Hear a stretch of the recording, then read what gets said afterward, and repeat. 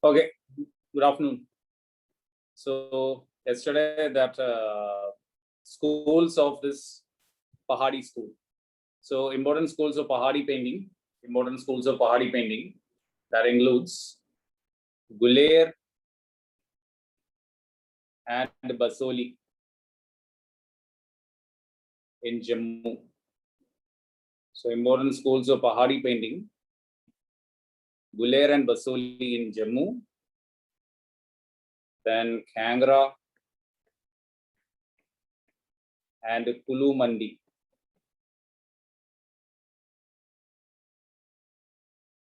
Kangra and Kulu Mandi in Himachal Pradesh.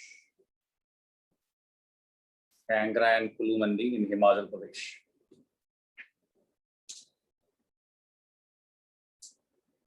Kangra, Kulu Mandi in Himachal Pradesh. So this represents the Pahadi schools. Nothing detail, this is enough. These are the schools. The next point, next topic is company paintings. Company paintings.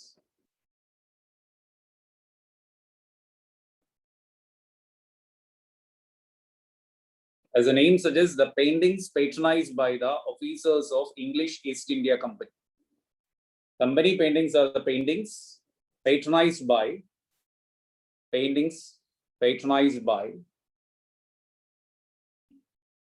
one second.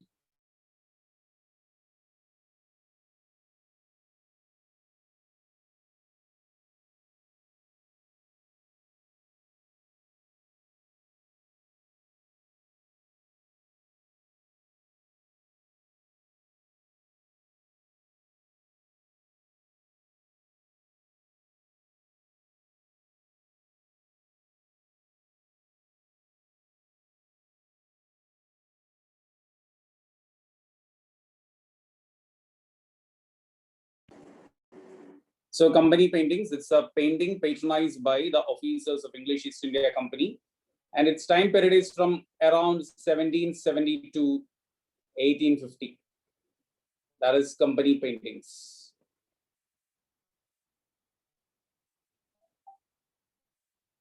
Company paintings. It's a paintings patronized by the officers of English East India Company.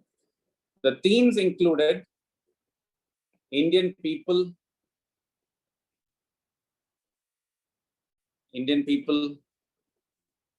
Indian fairs and festivals, monuments, Indian monuments, wildlife. So this was the feature. Indian theme. Theme was India. They just painted down what they see in India. Indian people, Indian fairs and festivals, monuments, wildlife, everything. So the theme was completely Indian. Company paintings. Then next point. All these paintings were watercolors. Watercolor painting. Company paintings are watercolors. Watercolor painting. You know the watercolor paintings. We might have done that in our schools. Water painting. Watercolors. Then these paintings were for books and albums. Created for books and albums. These paintings were created for books and albums.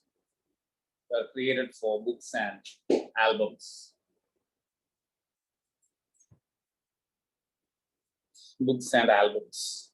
Then the prominent painters were Mazhar Ali Khan,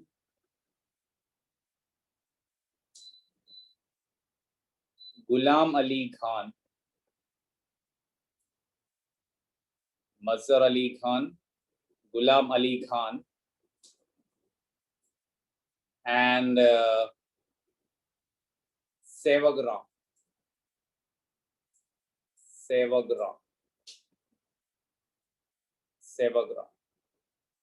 So they were the painters, most famous painters of this company paintings. Then next point, The company paintings were urban based or urban centered, urban in its nature. These paintings were urban in its nature. Paintings were urban in its nature. And the leading centers were Madras, Calcutta, Patna, Lucknow, Delhi. So these paintings were based on the urban centers. Madras, Calcutta, Patna, Lucknow, Delhi.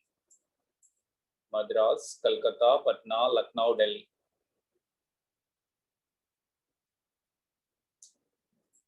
These are the temples, sorry, not the temples. These are the centers of this painting. Then the most important painting, most important company painting is Delhi Book. It's the most famous company painting work, Delhi Book by Mazhar Ali Khan. By Mazhar Ali Khan. Mazhar Ali Khan. Delhi Book. So I said that its time period is from 1770 to 1850. And this company paintings came to an end with the development of the photography. See, the Europeans, they wanted to show the people back in England how India is, how the Indian people, how the Indian festivals and all. For that purpose, they supported this painting and all. And once they got the photography was developed, then there was no need for painting this thing. They were able to click the photos. So with the development of photography, the company paintings comes to an end. Okay, the next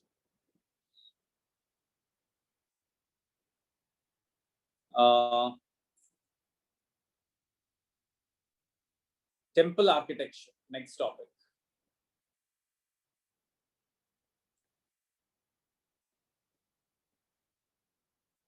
Temple architecture in India. See, the temple architecture. The first Hindu temple constructed in India was Dashavadar temple. Dashavadar temple at Devgad, Uttar Pradesh. Dashavadar temple at Devgad, Uttar Pradesh. And it was constructed by Chandragupta II of Gupta dynasty. Chandragupta II of Gupta dynasty in the 4th century AD. So that's the first Hindu temple in India in the 4th century AD, constructed by Chandragupta II, Dashavadar temple at Devgad. Dashavadar temple at Devgad. So that's the first Hindu temple in India constructed by Guptas. Then the oldest surviving temple in India. Next point, the oldest surviving temple in India. The oldest surviving temple in India. Bidurgaon temple. Bidurgaon temple in Uttar Pradesh. Again constructed by the Guptas. This is the oldest surviving temple. Oldest surviving temple. Bidurgaon temple in Uttar Pradesh. That's the oldest surviving temple in India by the Guptas. Then, so it is Guptas who started the temple construction in India. And Gupta time period for the batch 7, it is from 300 to 550 AD. That's the time period of the Guptas.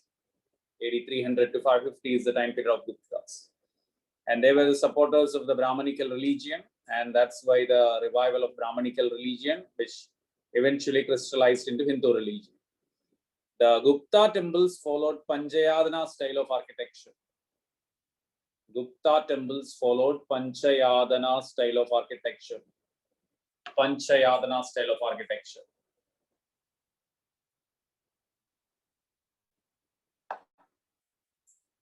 They followed Panchayatana style of architecture. So Panchayatana style of architecture was something like this.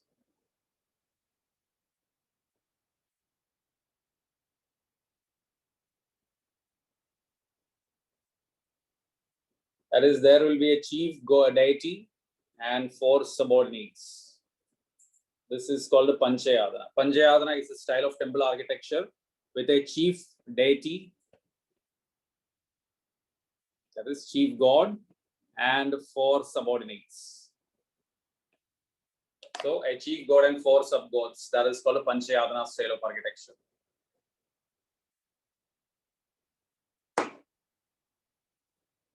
So this is the temple architecture developed under the Guptas. Next point.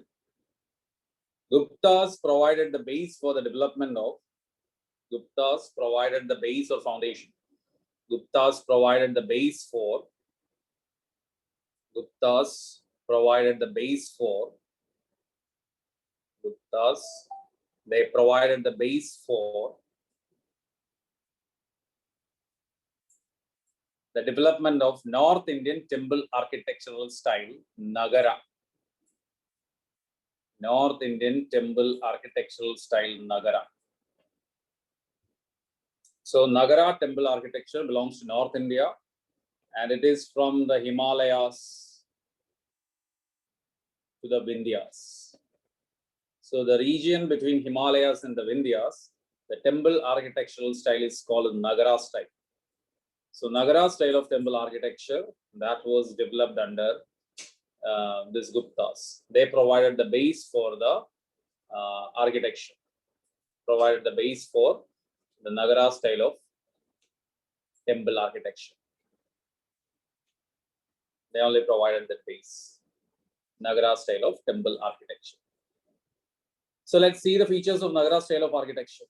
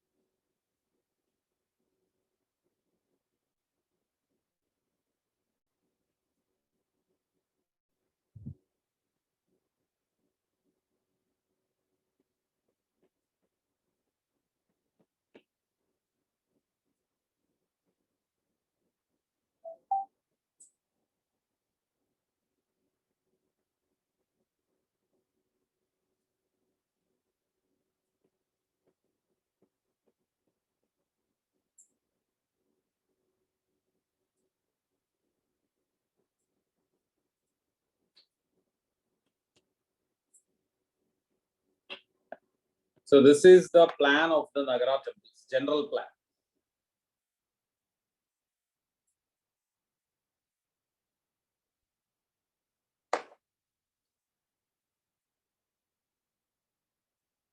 This is the general plan of the temples.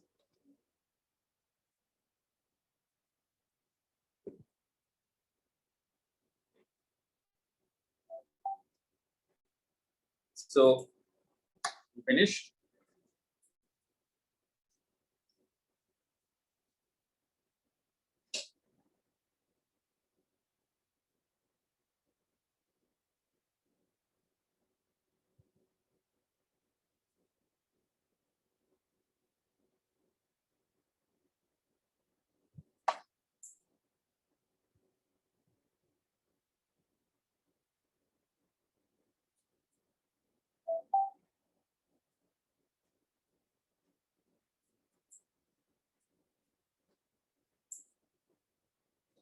So right to this point, the Nagara temples are rectangular in plan.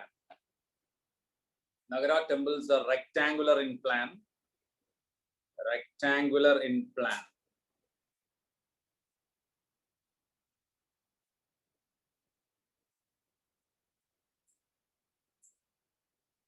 So general, it is rectangular in plan. Then it consists a square Garbhagriha. Consists a square Garbhagriha. Garbhagriha is a sanctum sanctorium. In English, we call it a sanctum sanctorium, where the god is placed. So rectangular in plan, and then it consists of a square Garbhagriha, where the idol or god is placed. Then next, Garbhagriha is connected to a rectangular hall called Mandapa. The Garbhagriha is connected to a rectangular hall. Garbhagriha is connected to a rectangular hall. Garbhagriha is connected to a rectangular hall. Garbhagriha is connected to a rectangular hall called Mandapa through a corridor called Antarala. Through a corridor called Antarala. Corridor called Antarala.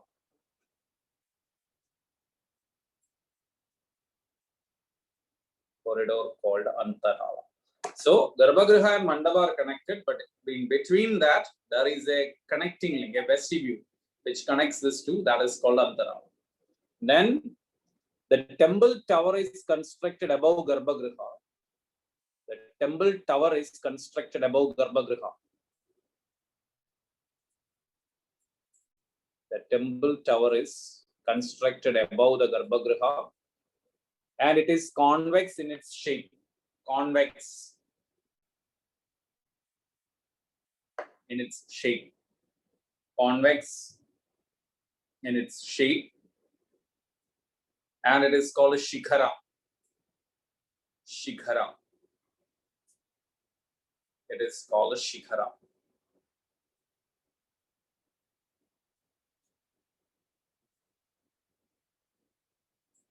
Then the top of Shikhara, at the top of the Shikhara, there is a flat stone slab, a flat stone slab called Amlaka Shila. Called Amlaka Shila. Amlaka Shila.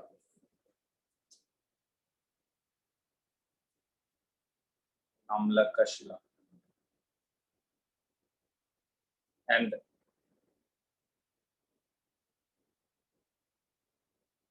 at the extreme top of this, the Kalasha is placed. Kalasha. At the top, there is another thing called a Kalasha. That's the end portion. The top of this tower, there is a construction called a Kalasha. Next point. The best development of Nagara style was in Odisha. The best development of Nagara style of architecture is in Odisha, or was in Odisha.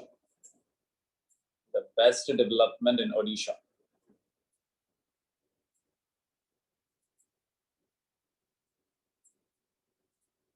And it is also called Kalinga architecture. Kalinga architecture. It is Nagara only, but in Orissa or Odisha, it is called Kalinga architecture. The best development of Nagara style is in Odisha, and it is called Kalinga architecture. Kalinga architecture. Kalinga architecture. In Orissa, the Mandapa is called Jagmohan. So there it is not Mandapa. In Odisha architecture, it is called Jagmohan. It's called Jagmohan. Jagmohan. Mandapa is called Jagmohan, and it is divided into two chambers. Jagmohan is divided into two chambers. One is Natya Mandir, and the other one is called Bhog Mandir. Natya Mandir and Bhog Mandir. So in Odisha architecture, the Mandapa is called Jagmohan, and it is further divided into two chambers. It is further divided into two chambers. called Natya Mandir and Bhog Mandir. Called Natya Mandir and Bhog Mandir. Natya Mandir and Bhog Mandir. Natya Mandir is for conducting the festivals. Natya Mandir is for festivals.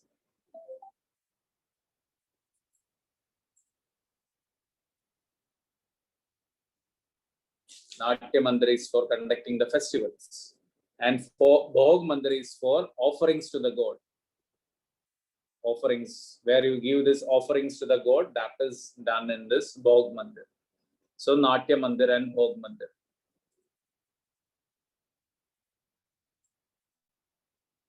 They can be asked that what is Bhog Mandir, what is Natya Mandir? That can be a question. Then the Odisha temples are famous for its towers.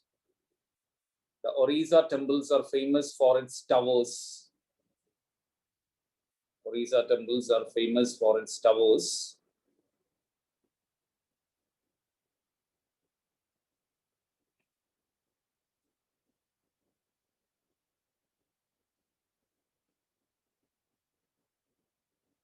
See, these Orissa temples, there are full of towers.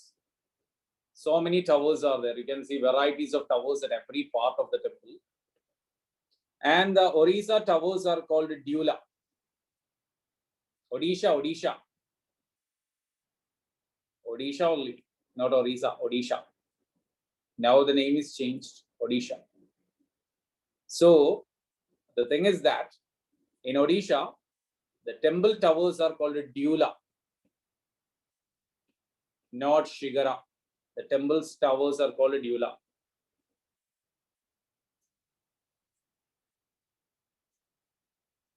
The tower above the Garbhagriha is called Rekha Dula. The tower above Garbhagriha is called Rekha Dula. Rekha Dula. So that is what the tower above the Garbhagriha, that is called Rekha Dula. Then tower above Jagmohan is called Pida Dula. Tower above Jagmohan is called Pida Dula. P-I-D-H-A, Pida Dula. The tower above the Jagmohan is called Pida Dula. Tower above Jagmohan is called Pida Dula. And the tower at the entrance is called Karkara Dula. Karkara Dula. Tower at the entrance is called Karkara Dula. Rega Dula, Pida Dula, and Karkara Dula.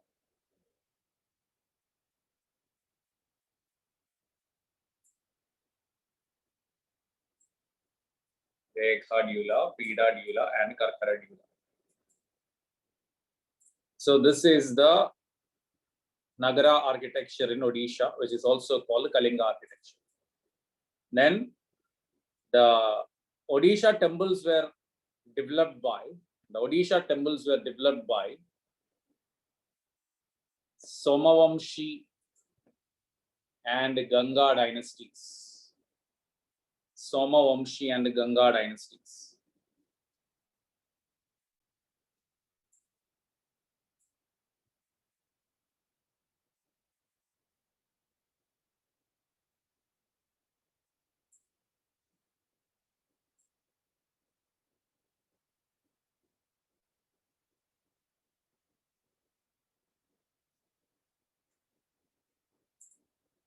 Now I will give a list of the temples. You may just go through that temples, okay? You may use your available sources, Shankara IAS Academy material or internet, and just do a basic preparation for the temples which I mentioned now.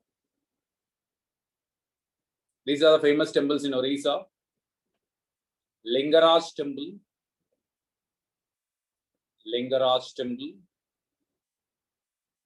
Raja Rani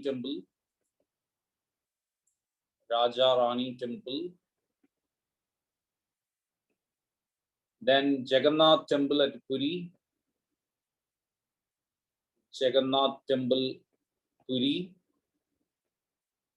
then the Sun Temple at Konark, Sun Temple at Konark. Sun Temple at Konark.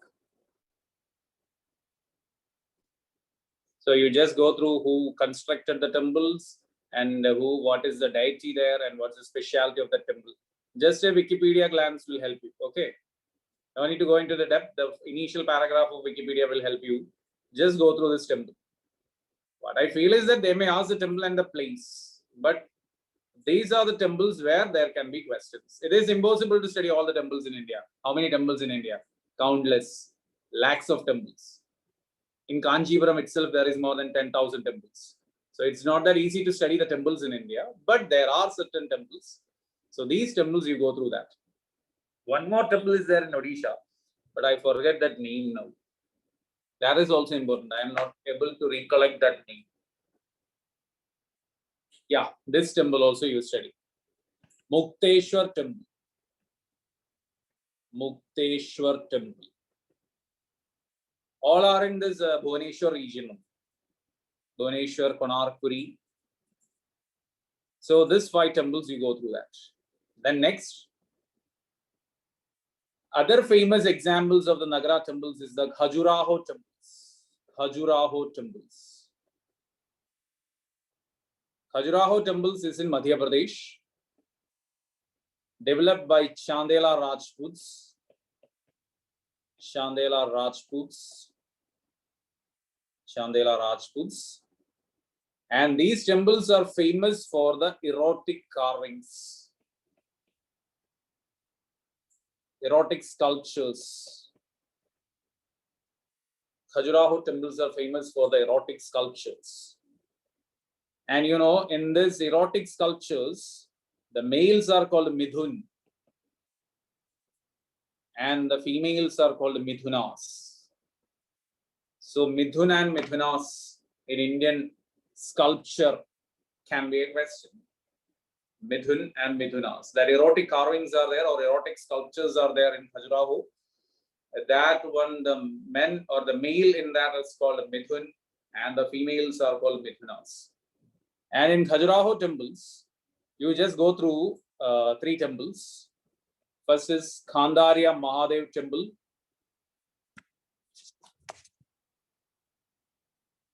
Khandarya Mahadev Temple. Khandarya Mahadev Temple. Lakshman Temple. Lakshman Temple. And also you go through that Chadurbhuja Temple. All are at this Khajuraho. Chadurbhuja Temple. Chadurbhuja Temple.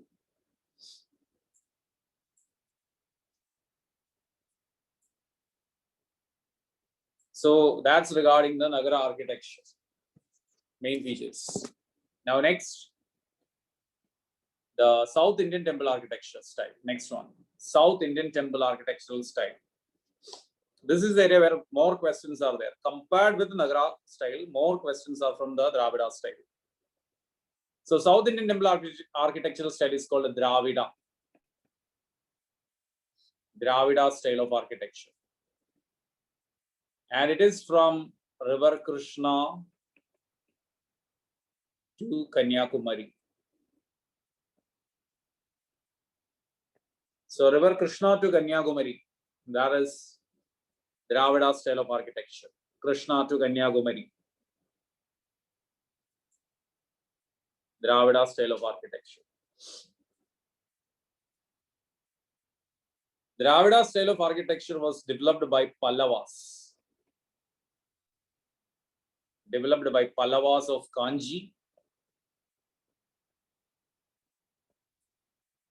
It was developed by Pallavas of Kanji and attained greater heights under Cholas of Tanjavur.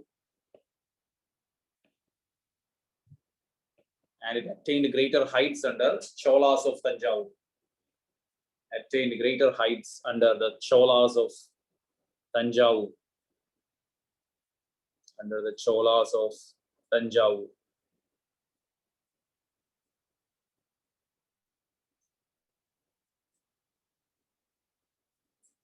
under the Cholas of Tanjavur. Features. I will draw it. For that, let me keep it down for a moment.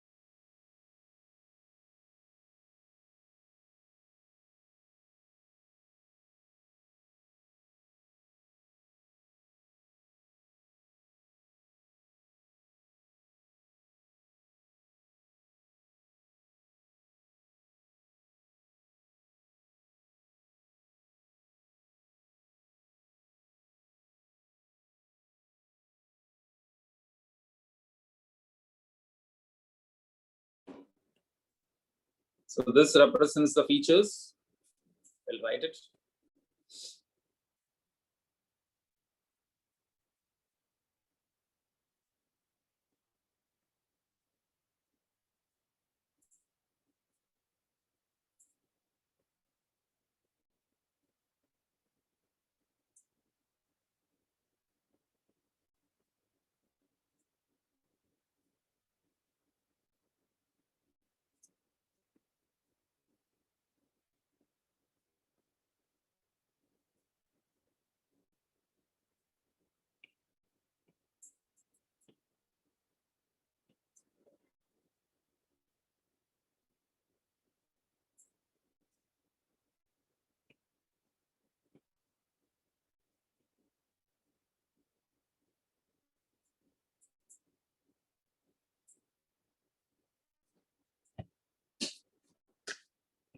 So almost similar to the North Indian temple, Nagara style.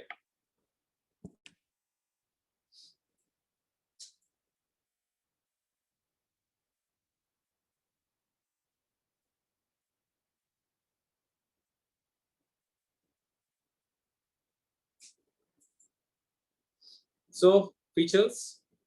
Dravida temples are also rectangular in plan. Dravida temples are rectangular in plan. Dravida temples are rectangular in plan. Rectangular in plan. It consists of a square Garbhagriha. It's a square, but I had drawn like a rectangle. But anyway, it's a square Garbhagriha. It consists of square Garbhagriha. Consists of square Garbhagriha. Square Garbhagriha. Then it is connected to a rectangular hall called Mandapa. It is connected to a rectangular hall called Mandapa. Connected to a rectangular hall called Mandapa. Rectangular hall called Mandapa.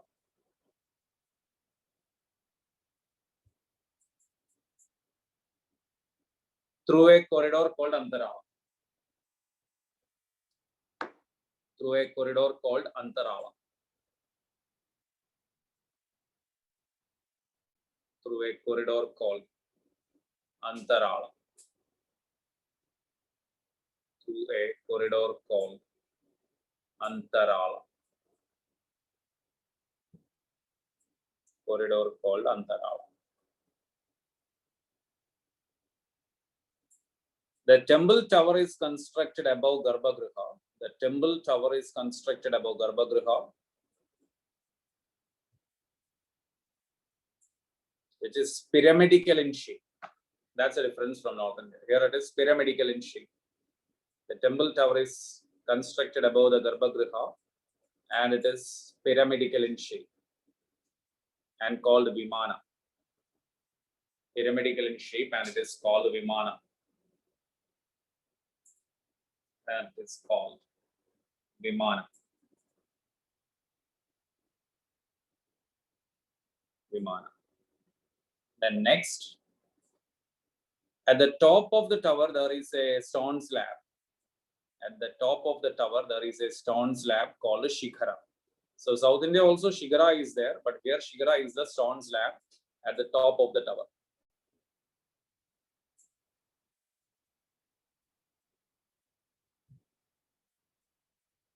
Then Vahana is another construction. Vahana is another construction adjacent to Garbhagriha. Another construction adjacent to Garbhagriha. Adjacent to Garbhagriha. And it is the vehicle of the god. And it is the vehicle of the god. You might have seen that Nandi in most of the many temples, Shiva temples and all. We can see Nandi. That is the Vahana. Then the gateway towers or Gopuram is another feature of South Indian temples. Gateway towers or Gopuram. Gateway towers or Gopuram is a feature of gateway towers or Gopuram. Gateway towers or Gopuram is a feature of South Indian temples. North Indian temples, we don't have this entrance to a gateway towers. They have it. The entrance in there is a separate gateway tower that is called Gopuram. Then the Dravida temples also have protective walls. South India people protect the god also with the boundary walls. That is that black line that represents the boundary wall. South Indian temples is boundary walls. North Indian temples are open. Okay, not boundary walls are there. So these are the features of the Dravida temples. Now the prominent Dravida temples. Prominent Dravida temples. The first important temple is the Radha temples of Mahabalipuram. Radha temples of Mahabalipuram. The first most important is Radha temples of Mahabalipuram. These are the rock cut temples. Rock cut temples. These are rock cut temples. Rock cut temples. That is, some rocks were there. That rocks were sculpted into temples, not the freestanding or freshly constructed thing. Some rocks were there near that place, and that rocks were sculpted down into temples. It is also called Pancha Pandavarathas. It is named after the Pancha Pandavas and Draupadi. It is also called Pancha Pandavarathas. Pancha Pandavarathas. And constructed by Pallava king Narasimhavarman first. Narasimhavarman first. Narasimhavarman first.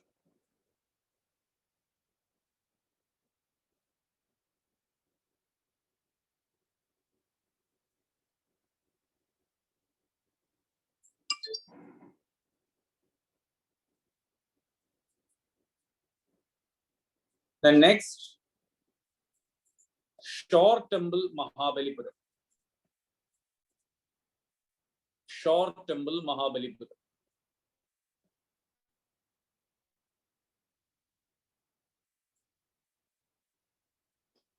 This is a freestanding temple that is freshly constructed. You brought the material quarried from some other area. Then from ground zero, you build the temple. It is a freestanding temple. Freestanding means freshly constructed. Okay, not the other one is rock cut temple. Okay, freestanding temple. Constructed by Pallava King Narasimhavarman II. Narasimhavarman II, who is also called Rajasimha.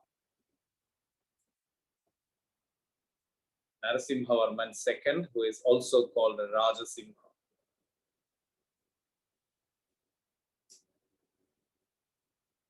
Narasimhavarman II.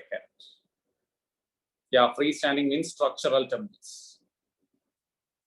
Narasimhavarman II, Rajasimha. Then next, Kailasnath Temple, Kanchipuram. Kailasnath Temple, Kanchipuram.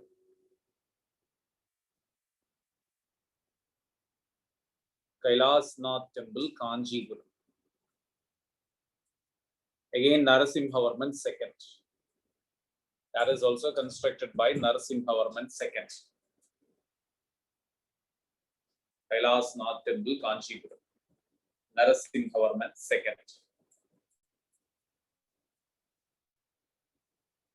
And fourth one, Vaigunda Perumal Temple. Vaigunda Perumal Temple, Kanchipuram. Vaigunda Perumal Temple, Kanchipuram. Constructed by Nandi Varman Pallava.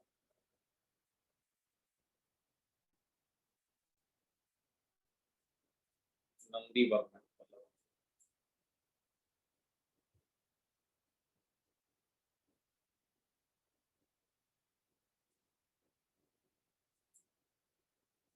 Nandi Varman. So these are the prominent Pallava temples.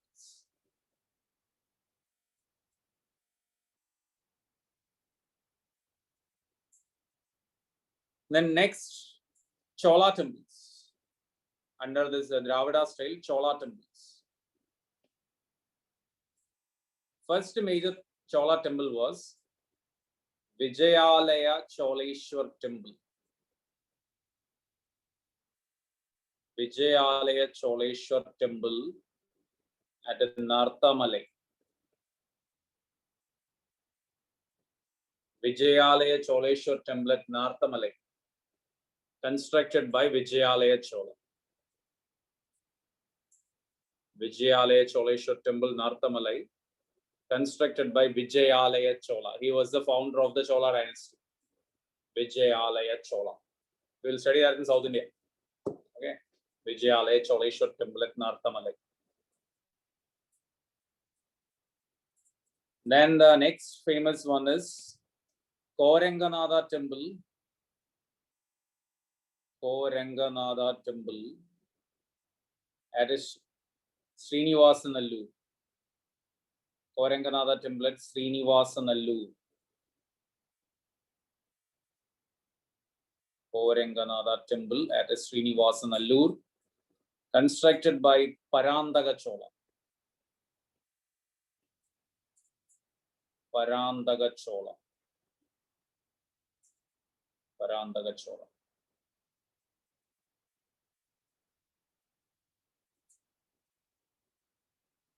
So this temple was in the 9th century AD. This one is in the 10th century AD. Koranganada Temple.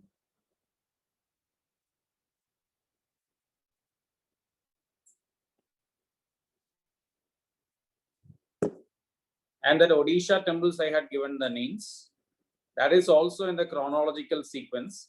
You keep Mukteshwar first. Okay. That 5 temples, that can also be asked. Their construction in the chronological order.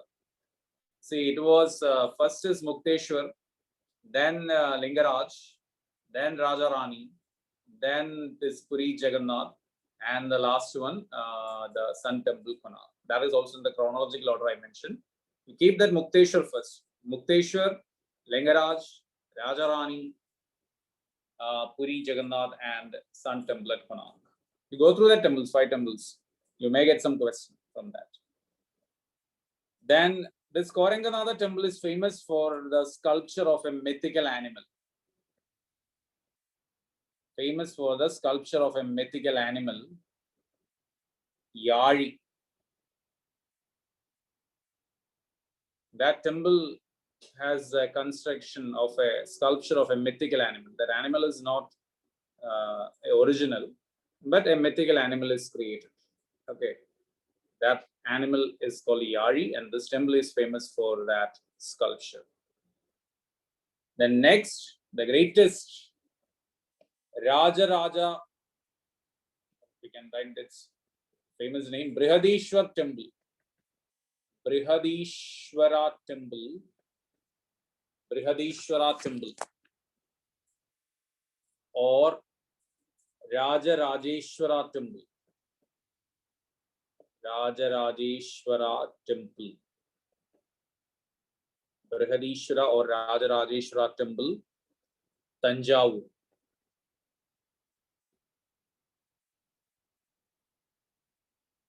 Rajarajeshwara Temple, Tanjavur.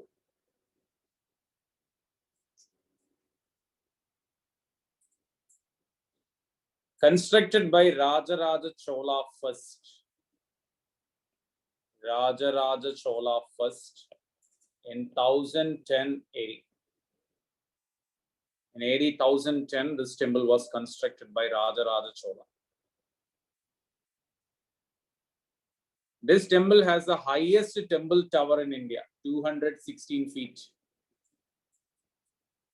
Highest temple tower in India. Rajarajeshwara Temple, Tanjavur.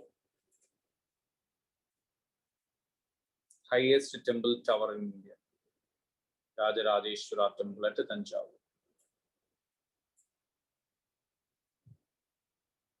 So this is the greatest of all the Dravida temples.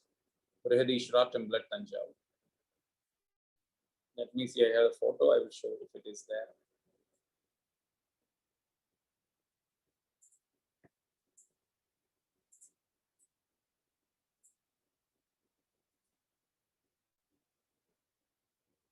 This is the Rajarajeshwara Temple. This is the temple, Chola Temple.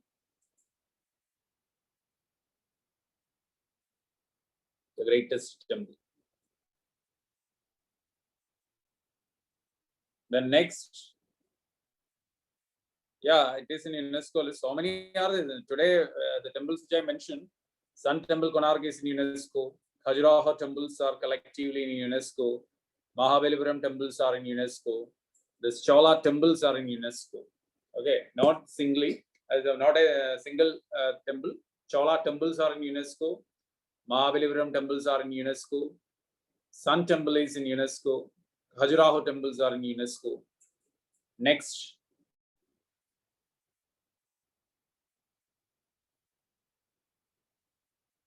Next one. Brihadishwara Temple. Next one. Another Brihadishwara is also there. Brihadishwara Temple or Brihadishwara Temple, not or Brihadishwara Temple at Gangaikonda Cholapuram.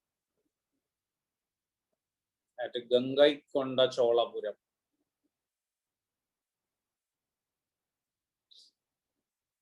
Brihadishwara Temple at Gangaikonda Cholapuram, constructed by Rajendra Chola. So be careful when the question is about Brihadishwara Temple, you have to look at the location. Tanjavur is the greatest one, that is it by Rajaraja Chola first, and this is by Rajendra Chola. Brihadishwara Temple. Okay. The next one, Airavadeshwar Temple. Airavadeshwar Temple at Dharasuram. Airavadeshwar Temple, Dharasuram by Rajaraja Chola III. Rajaraja III, constructed by Rajaraja III. Airavadeshwar Temple at Dharasuram. This is the only Chola temple constructed in Radha style. It's a chariot model. It's the only Chola temple constructed in Radha style. Airavadeshwar temple at Dharasuram.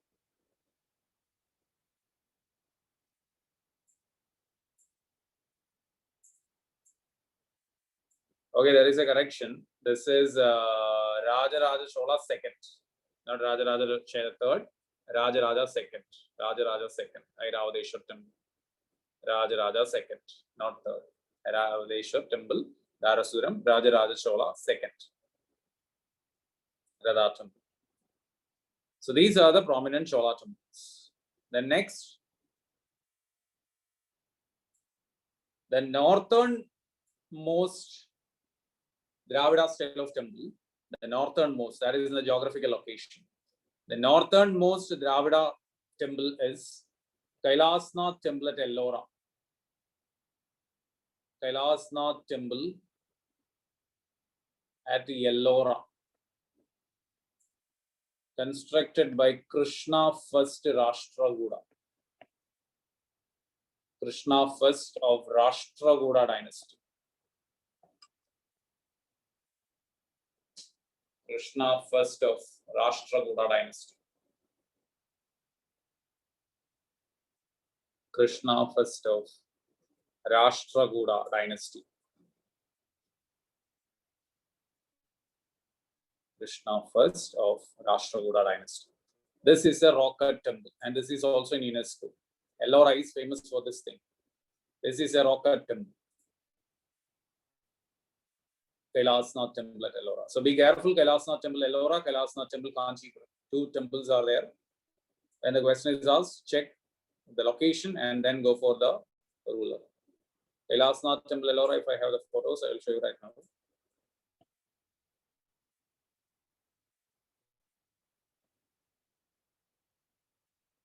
This is the Kailasnath temple at Ellora. It was full of rocks, and that rocks were carefully sculpted down and converted into this temple. This is the grand temple, Kailasnath temple. And for your understanding, I will show you one more pic. See, this is how it is. From the top, it was sculpted down from the top to down.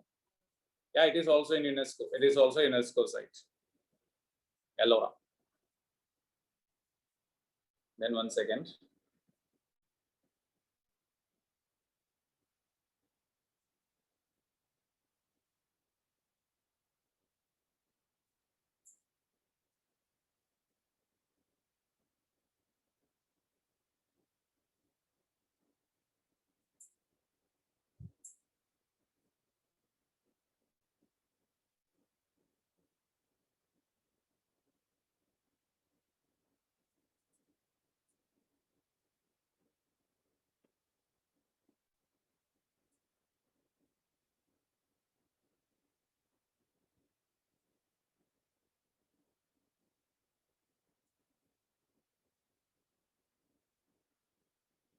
See, this is the Sun Temple at Konark.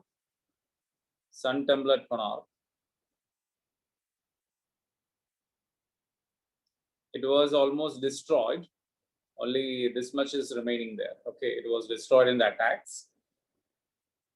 Then the Sun Temple is also called Black Pagoda. Then this is that Bidhargaon Temple.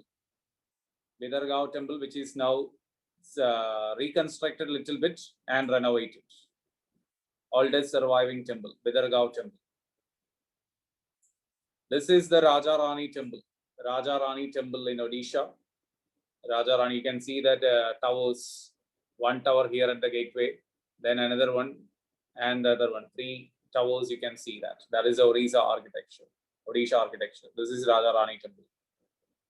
Then this is the Puri Jagannath Temple. Again, you can see varieties of towers. Puri Jagannath Temple. This is Puri Jagannath. This is the Khajuraho temples. Khandaria Mahadev Temple. This is the Khandaria Mahadev Temple.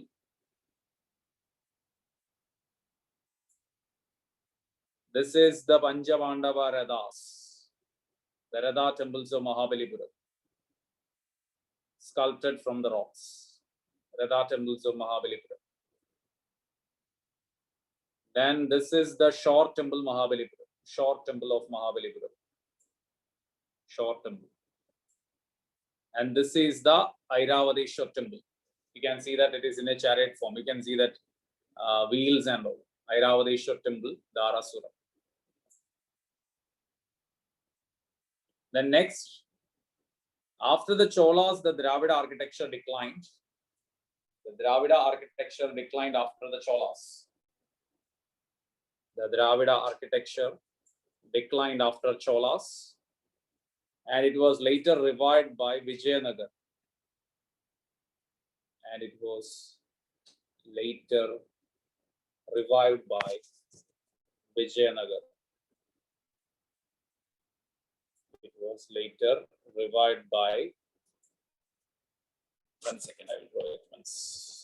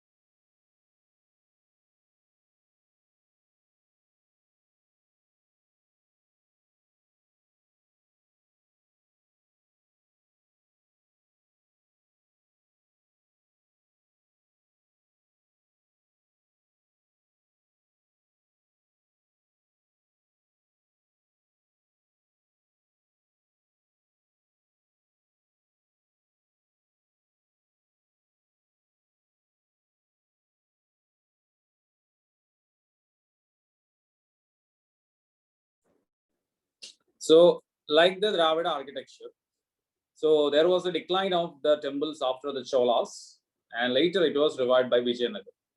Vijayanagar, they added some new features to the Dravida architecture. So you write, Vijayanagar architecture introduced Kalyana Mandapa. Introduced the concept of Kalyana Mandapa. Kalyana Mandapa. Between the Mandapa and Garbhagriha. This was between the Mandapa and Garbhagriha. So a new construction called the Kalyana Mandapa was introduced by Vijayanagar, and its location between Garbhagriha and Mandapa. Concept is a place where the god and goddess get married. That is the concept of Kalyana Mandapa. The place where god and goddess get married. That is Kalyana Mandapa. Then they constructed very high entrance towers. Very high means that became the most important feature. They constructed very high entrance towers. They constructed very high entrance towers. Constructed very high entrance towers called Raya Gopurams.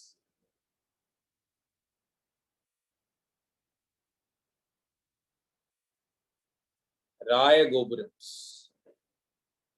So Vijayanagar temple towers were called Raya Gopurams. Vijayanagar rulers were called Raya, Krishna Deva Raya, Sadashiva Raya. So that Raya Gopurams, very high they were, very high Raya Gopurams. Then Vijayanagar also introduced the concept of Amman Kovil. Vijayanagar rulers also introduced the concept of Amman Kovil, or the shrine of the goddesses. Now goddesses became the chief deity. Amman Kovil, the shrine for the goddesses. That Amman Kovil concept was introduced by Vijayanagar. So Amman Kovil, Raya Gopurams, and Kalyana Mandapa.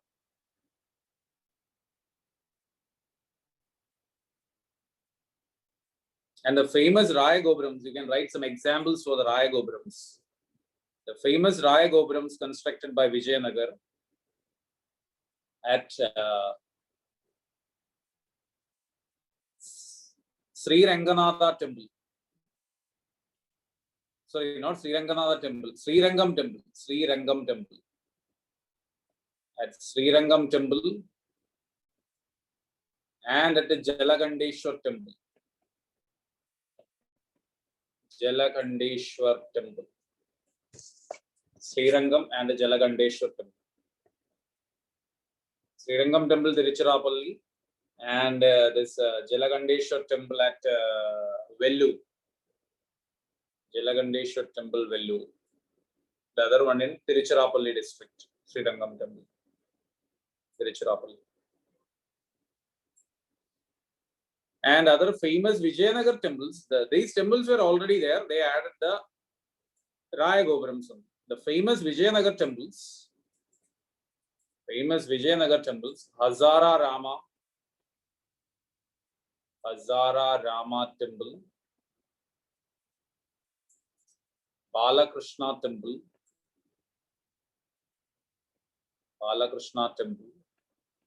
Virupaksha temple, all at Hampi.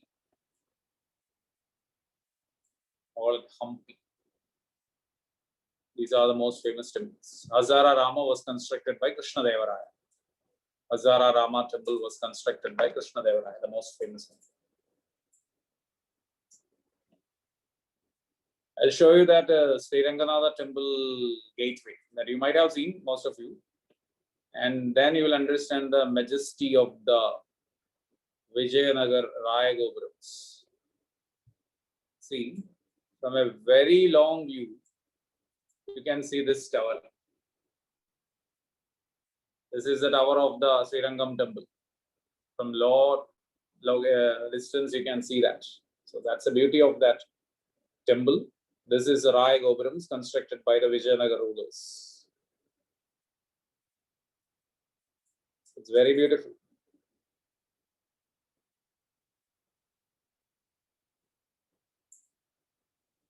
Entrance towers. The next, the Deccan temple architectural style. Deccan temple architectural style.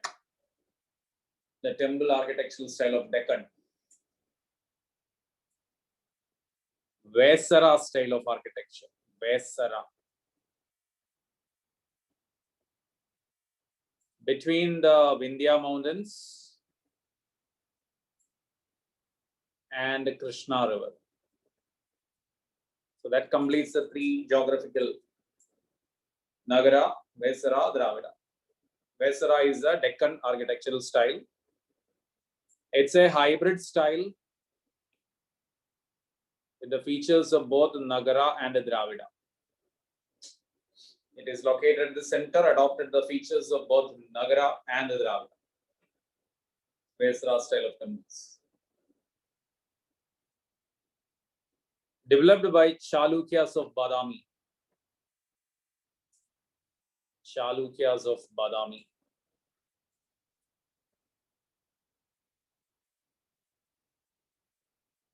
Chalukyas of Badami. Badami Chalukyas, they ruled over Maharashtra and Karnataka and Andhra region, and they developed this Vesara style of architecture. Features.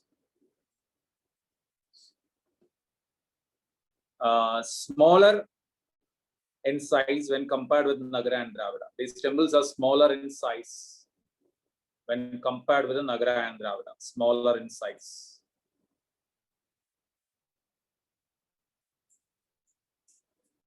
Then these temples are octagonal in plan. Octagonal in plan, 8 sides. Octagonal in plan.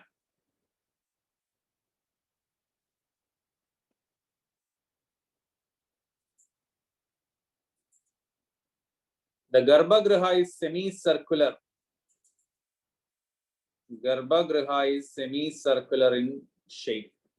So other temples, we can say it is square. Here it is semicircular. Vesara style, it is semicircular.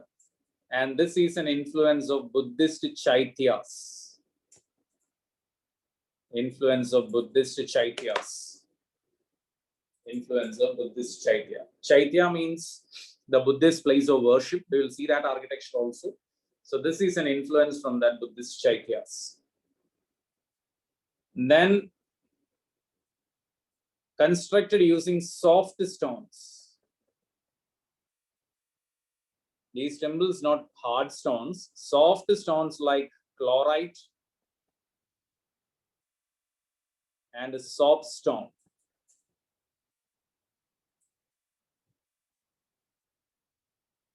Very soft stones. When they are quarried, these are very soft.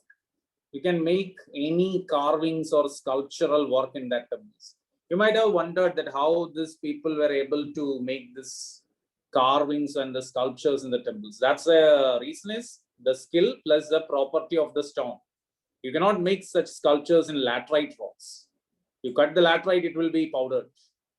So whenever you see some temples, even the Sun Temple of Konark and all, where these carvings and sculptures are there, reason is that they use this soft stone. And this soft stone, it is very soft for carvings and all. When you see, just compare, you just compare a soap stone is mentioned, our bathing soap, and the chalk piece, okay, which is easy to make sculptures. Is it chalk piece or soap? Soap is little soft and you can make that. Chalk, you should be very careful or else it is highly brittle, it will be destroyed. The same way, they can make carvings on the soft stones, and once it gets exposed to air, water, sunlight and all, it gets hardened in the due course. So you write that these are constructed with the soft stones like chlorite and soapstone, which enabled intrinsic carvings,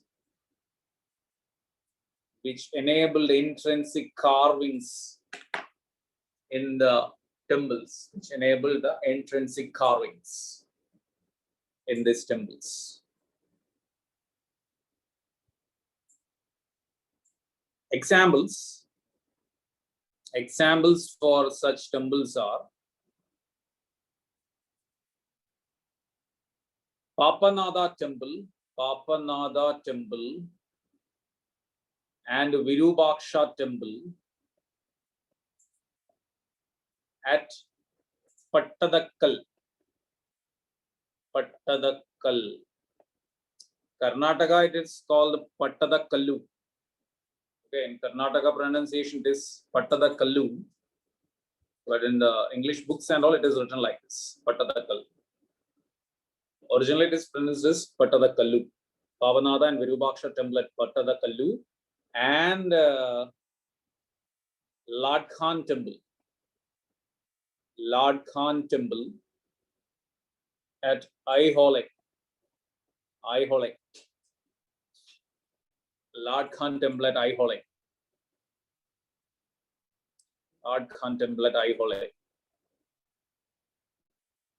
Actually, it's a Durga temple. It fell into the hands of a Muslim. Ownership and all fell into the hands of a Muslim named as Lord Khan. But he took great care of that temple, and people affectionately called it as Lord Khan's temple, and that's how it became Lord Khan Temple, Aihole. These are the popular temples of the Vaisara style. You can add one more additional point. The Chalukyas also constructed a Nagara style of temple. The Chalukyas,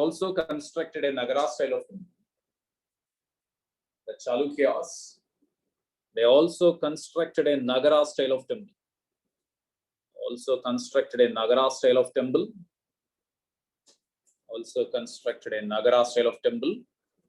Nava Brahma temples.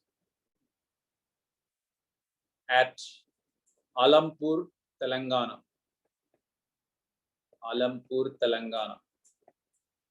Nava Brahma temples. And this is the only example for Nagara style in South India. Nava Brahma temples at Alampur, Telangana. On the banks of Tungabhadra, Nava Brahma temples, Alampur in Telangana. So these are the major temple architectural styles in India. Some additional styles also are there. You can write that. Gadag style.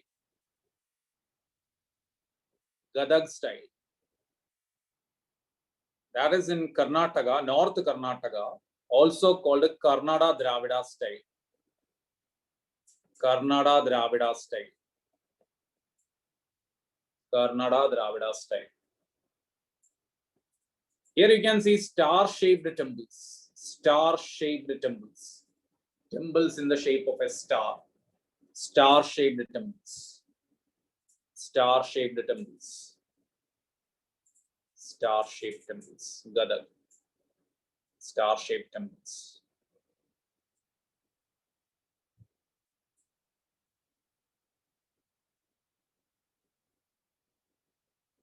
Then there is another one, Hoysala style. Hoysala style.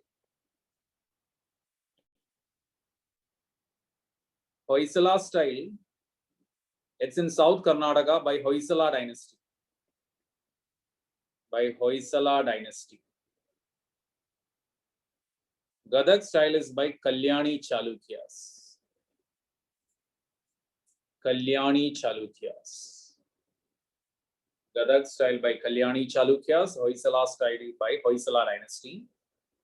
And the most famous Hoysala temple is Chennakeshava temple. Chennakeshava temple.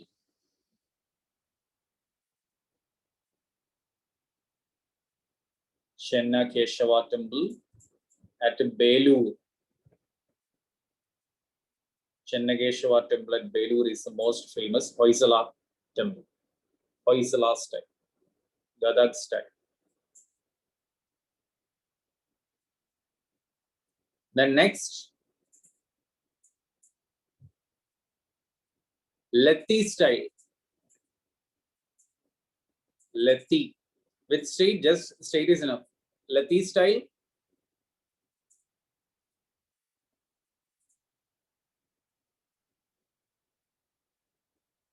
Lethi style. That is in Gujarat. Lethi style is in Gujarat. A regional version of Nagara. Regional version of Nagara. Then Vairati. Another regional version of Nagara. Rajasthan. Vairati is in Rajasthan. Vairati style of architecture. Rajasthan. Lethi style of architecture in Gujarat. So that's regarding the temple architectural styles in India. Okay. You are free to check the temple architectural styles. Okay. Because I know that this is not that enough, but this is the way we used to manage the questions. You will get, because most of the time they will ask some features. Okay. And sometimes they will ask some temples name and where it is located. Some additional points I will add in the course. You want to see Chennakeshava temple? Let me see whether it is with me. If it is there, I will show you. Chennakeshava temple. In the classroom, it is easy. We used to directly take from that board. Now, I don't have that Chennakeshava. Now we will take a break and I will be back after 10 minutes. I will bring that pics. Okay, 10 minutes break.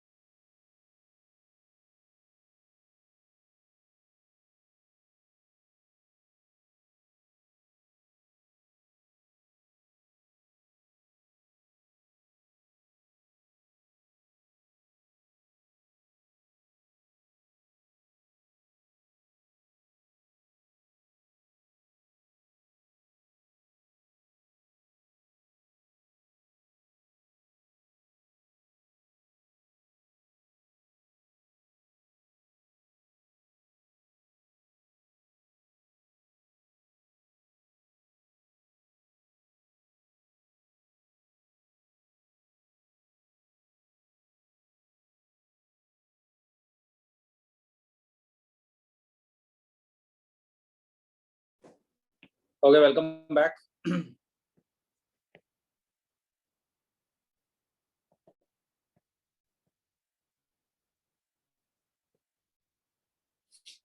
Okay, now I'll show you the pictures. Okay, first one is that Ittagi temple. Sorry, I mean that Gadak temple. This is one of that Gadak temple, which is a Mahadev temple at Ittagi. Mahadev temple at Ittagi in Karnataka. This is one of that star-shaped temples, the so-called. From the top view, we can see a star model. This is that temple, Mahadev temple at Ittagi. Then the Belur temple, Chennageshwar temple, Belur. This is the photo of that Chennageshwar temple at Belur. Chennageshwar temple, Belur.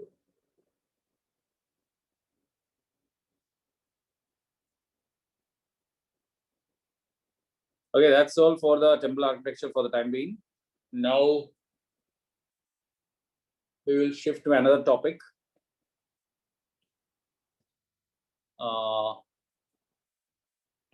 UNESCO Intangible Heritage List. UNESCO Intangible Heritage List.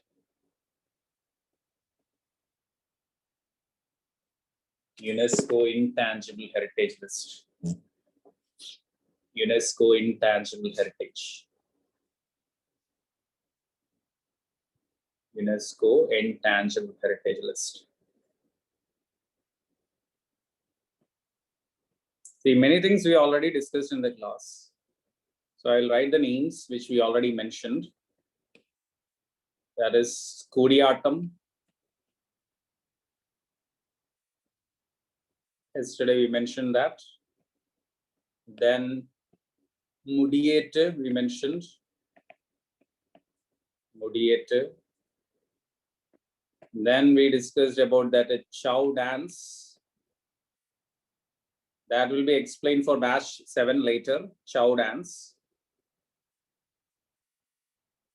Then Sankirtana dance of Manipur. That was also discussed for batch 3. Batch 7, we will explain that later. Kodiyatam, Mudiyate, Chow dance of Eastern India, Sankirtana dance of Manipur. Then yesterday we mentioned that Kalbelia dance of Rajasthan. Kalbelia dance of Rajasthan. That is also in this UNESCO Intangible Heritage List.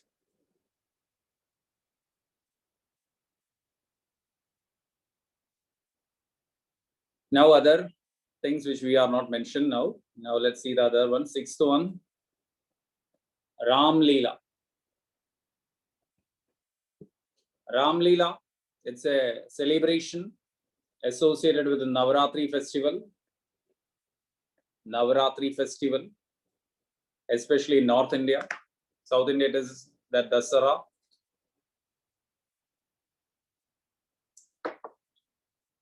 Ram Leela.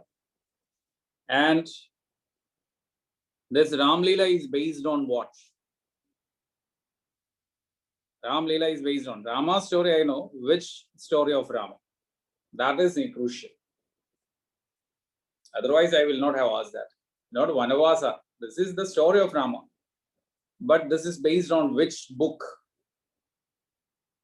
Which book this Ram Leela is not Ramayana. If it was Ramayana, I would not have asked that because that is known to everyone. Ram Leela is celebrated not on the basis of Ramayana. It is based on Ramacharithamanas. Ramacharithamanas. Ramacharithamanas written by Tulsidas. So Ram Leela is celebrated in North India, especially during the Navaratri festival. And it is not based on Ramayana, it is based on Ramacharithamanas written by Tulsidas. What's the difference between Ramayana and Ramacharithamanas? That's a great difference. Valmiki's Ramayana never mentions Rama as a god. Valmiki's Ramayana treats Rama as a great king only. Nowhere in Ramayana, Rama is mentioned as a god. But Rama was portrayed as a great god and he was made a popular god with the Ramcharitamanas. It was in the 16th century in India, across all the languages, South India, Kerala, Tamil Nadu, Karnataka, Hindi language, everywhere. Similar stories related from, inspiring from Ramayana, stories were, this model books were written, and that made Rama a popular god in India. So that's the difference. Ramcharitamanas and Ram Leela is based on Rama as a god, and that is based on the book Ramcharitamanas written by Tulsidas. The next one is Ramman. What is this Ramman? Any idea? What's this Ramman? Do you have any idea what is this Ramman?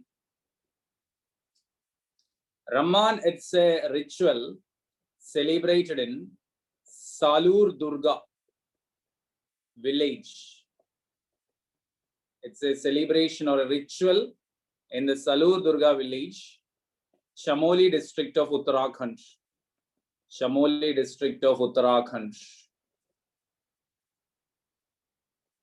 Uttarakhand. Chamoli district of Uttarakhand.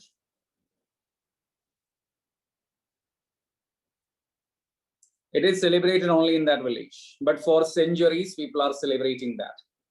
It's a local version of Ramayana. It's a local version of Ramayana. Local version of Ramayana. So centuries it is celebrated by the people. It is also in UNESCO's intangible heritage list. Ramman. The next, Nowruz. What's this Nowruz?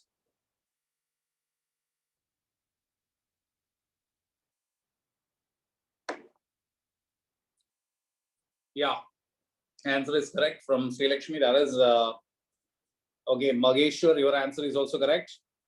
It's a Parsi New Year festival. Parsi New Year festival. It is celebrated in India for millenniums. So it is continuing for almost 2000 years plus. So that's why it is also an intangible heritage. Who made this Nowruz a state festival in India for the first time? Which ruler made Nowruz a state festival? Who made it a state festival in India? Not Akbar. It's not Akbar. Not Akbar. Any idea? Not Shivaji. Not Humayun. It was made a state festival by Balban. Sultan Balban made it a state festival. Sultan Balban, he made it a state festival, Balban. It was made a state festival by Balban, and it was abolished as a state festival by which ruler abolished it as a state festival? Started by Balban as a state festival. That is, the rulers began to celebrate that. Chandra Mohan answer is correct. It is Aurangzeb. Aurangzeb abolished it as a state festival. Is it that why I am being a Muslim, why should I celebrate a Parsi festival? Let the Parsis celebrate it. As a state festival, I am not going to celebrate that. See, this New Year festivals can be a question. In India, we have varieties of New Year festivals in India. For example, in Kerala, what's the New Year festival of Kerala called? What's the New Year festival? Vishu. Kerala, the New Year festival is called Vishu. Tamil Nadu? Tamil Nadu? It's not Pongal. Puttand. Is the Puttand also called a Thai Pongal? No. Some students said that DMK calls it as Thai Pongal. I don't know. I know it as Puttand only. Okay, Puttand. Then Karnataka, Andhra, and no, sir, but manipulated by Karnataka. Karnataka, Andhra, Telangana, Ugadi. Also called Yugadi, but it is Ugadi. Ugadi. Then what's the New Year festival in Maharashtra? What's the New Year festival in Maharashtra called? Not Sangramdi. Maharashtra. Any Maharashtra people in the class?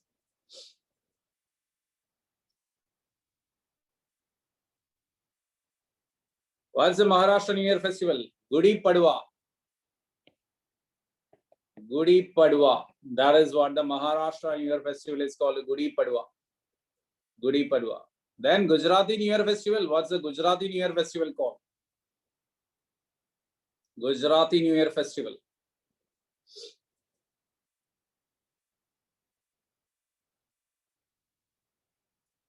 Gujarati New Year festival.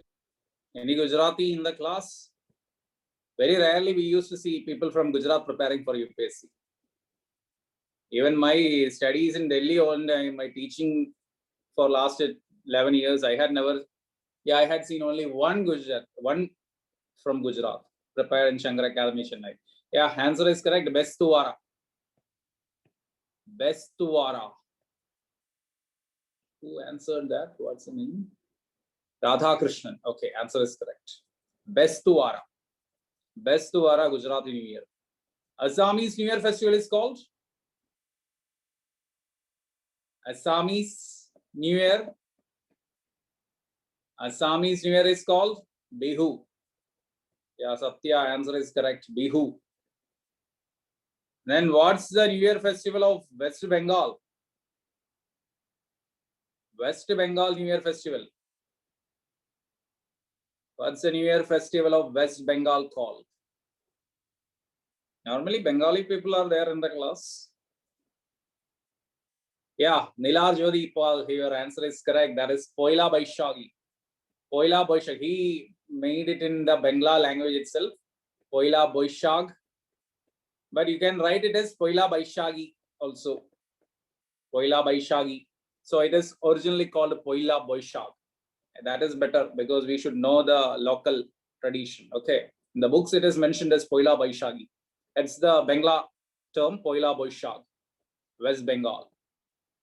And Baishagi, where it is? New Year festival, Baishagi is in which state? Punjab. Punjab. In Punjab, it is Baishagi. Baishagi in Punjab. Then in Kashmir, what's the New Year festival in Kashmir? What's the New Year festival in Kashmir called? Kashmir also there is a New Year festival. You may get it confused with Nowruz also, almost similar. Kashmiri New Year is called Navre. Kashmiri New Year is called Navre. Is there any New Year festival in Rajasthan, UP, Bihar, Odisha? This is what I know.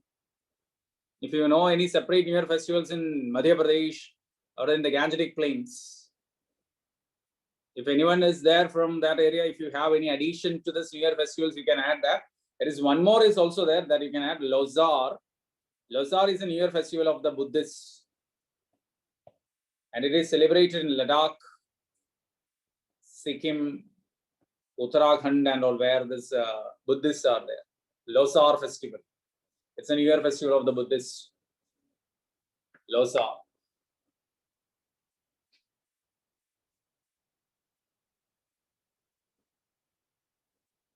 Losar.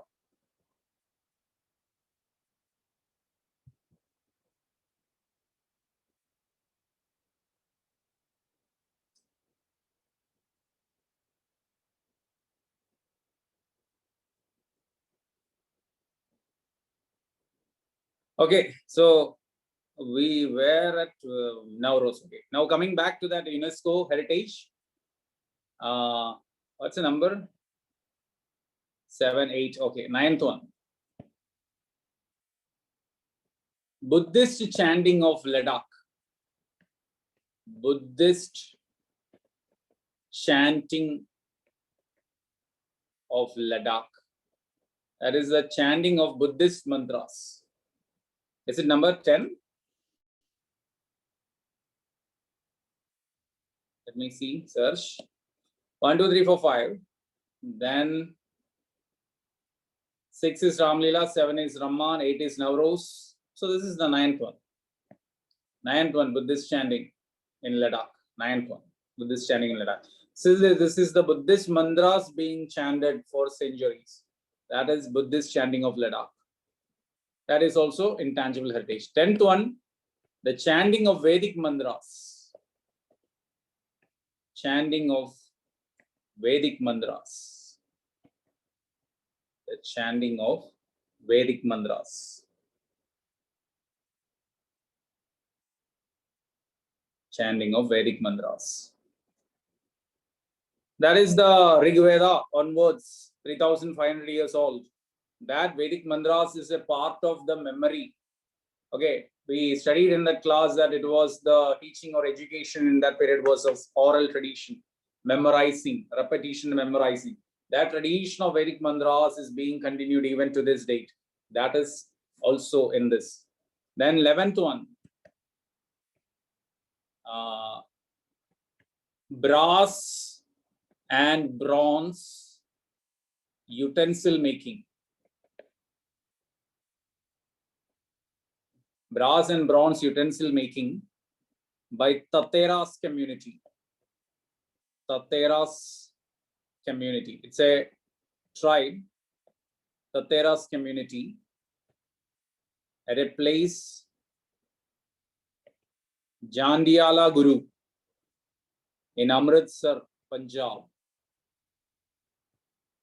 It's a technique of utensil making for centuries that is still practiced in that traditional way. That's why it is also in that UNESCO intangible heritage. Brass and bronze utensil making by the Tateras community at a place called Jandiala Guru, Amritsar, Punjab. Jandiala Guru, Amritsar, Punjab. Amritsar, Punjab.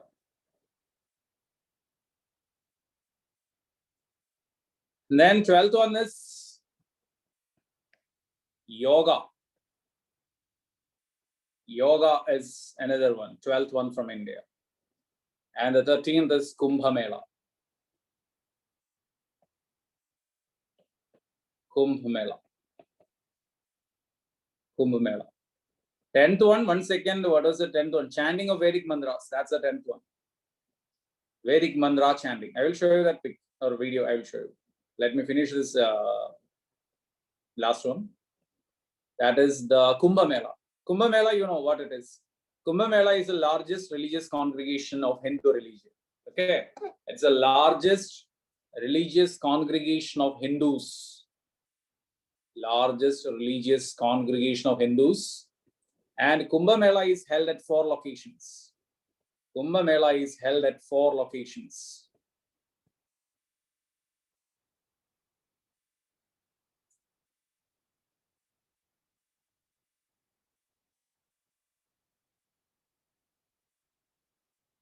So 4 locations are there. And the locations, you all know that, these locations, Haridwar, Nasik, Haridwar, Prayagraj, and Ujjain.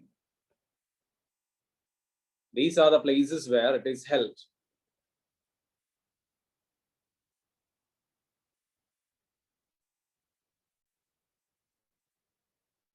And there are rivers associated with these 4 places. Haridwar, which is the river? Haridwar, river Ganga. Haridwar, it's river Ganga. Haridwar, it's river Ganga. And Prayagraj, it is Ganga Yamuna confluence, the Sangam. The Ganga Yamuna confluence. Prayagraj, it is Ganga Yamuna confluence. Ganga Yamuna confluence, Prayagraj. Ujjain, the river is Shipra. Shipra is the river at Ujjain. Shipra. Ujjain, Madhya Pradesh, the river is Shipra. The river is Shipra. The river is Shipra. Ujjain, Madhya Pradesh, the river is Shipra.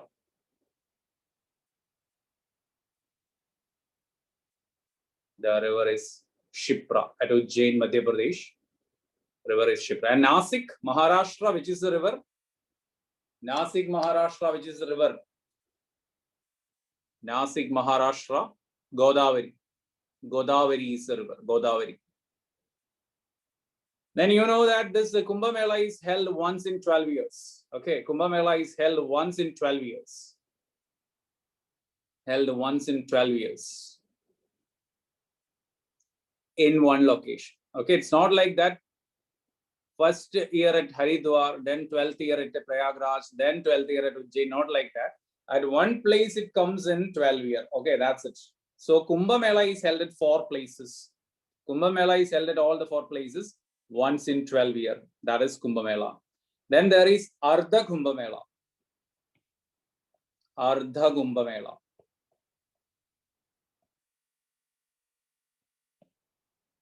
Ardha Kumbh Mela held once in 6 years. Ardha Kumbh Mela is held once in 6 years. And it is held only at Haridwar and Prayagraj. So Ardha Kumbh Mela only at 2 locations, Haridwar and Prayagraj. Haridwar and Prayagraj. Haridwar and Prayagraj. Ardha Kumbh Mela, Haridwar and Prayagraj. Ardha Kumbh Mela, Haridwar and Prayagraj. Then there is Mahakumbh Mela. Mahakumbh Mela. Mahakumbh Mela. And that is held once in 144 years. Mahakumbh Mela. That is held once in 144 years. That is 12 into 12. Mahakumbh Mela. Held only at Prayagraj. Held only at Prayagraj. Held only at Prayagraj. Only at Prayagraj. Mahakumbh Mela.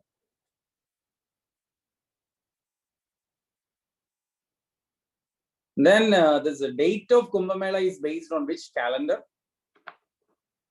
Date of Kumbh Mela is based on which calendar? Date of Kumbh Mela is based on which calendar?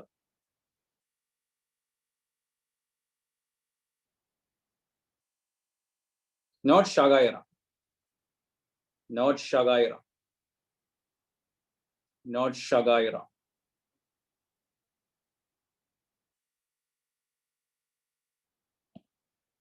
It's not Shagaira. Which is the calendar? Why was the one? No. Vikrama Samvat. It is Vikram Samvat. Vikram Samvat 57 BC. That calendar started in the year 57 BC. Vikram Samvat. Vikrama Samvat in 57 BC. Vikram Samvat. 57 BC. Vikram Samvat.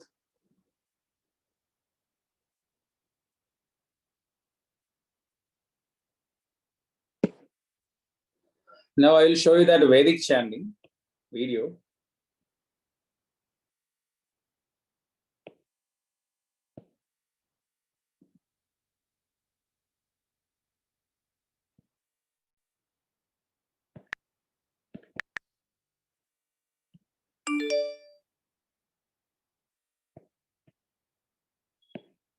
Traditionally chanted during sacred rituals and ceremonies, and recitals of Sanskrit poetry, philosophical dialogue, myth, and ritual incantations that were developed and composed in India by the Aryans over 3,500 years ago. Regarded by Hindus as the primary source of knowledge and the sacred foundation of their religion, the Vedas embody one of the world's oldest surviving cultural traditions.